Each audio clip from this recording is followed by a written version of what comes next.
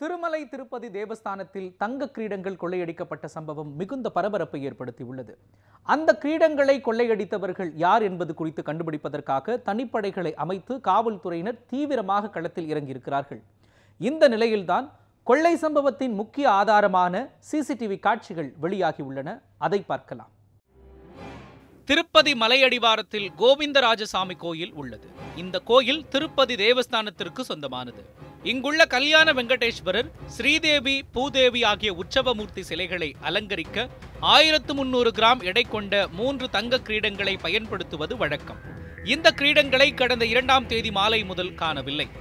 கோயில் அர்ச்சகர்கள் சிலர் தேவஸ்தான உயர் அதிகாரிகளுக்கு தங்க கிரீடங்கள் காணாமல் போனது குறித்து தகவல் அளித்தனர். இதனையடுத்து திருப்பதி காவல் கண்காணிப்பாளர் அன்புராஜன் மற்றும் குற்றத்தடுப்பு காவல் அதிகாரிகளும் கோயிலுக்கு சென்று விசாரணை நடத்தினர். காவல்துறை அதிகாரிகள் 6 தனிப்படை அமைத்து விசாரணையை தொடங்கியுள்ளனர். இதனையடுத்து கிரீடங்கள் கொள்ளையடிக்கப்பட்ட சமயத்தில் பணியில் இருந்த அர்ச்சகர்கள் மற்றும் ஊழியர்கள் கோயிலுக்கு வரவழைக்கப்பட்டு விசாரணை செய்யப்பட்டனர். இந்த நிலையில்தான் கோயிலில் பொருத்தப்பட்டிருந்த சிசிடிவி காட்சிகளை ஆய்வு செய்த போலீசாருக்கு முக்கிய தடயம் கிடைத்துள்ளது. அதில் முழுக்கால் சட்டை அணிந்த ஒருவர் வேகமாக ஓடும் காட்சிகள் பதிவாகியுள்ளன. வரிசையில் நின்றிருக்கும் பக்தர்கள் கோயிலுக்கு உள்ளே செல்ல இவரோ கோயிலின் உள்ளிருந்து ஓடி வருகிறார். அவருடைய முழுக்கால் சட்டையின் பாக்கெட்டுக்குள் எதையோ மறைத்து வைத்தது போன்று பெரிதாக உள்ளது. அந்த நபர் யார்?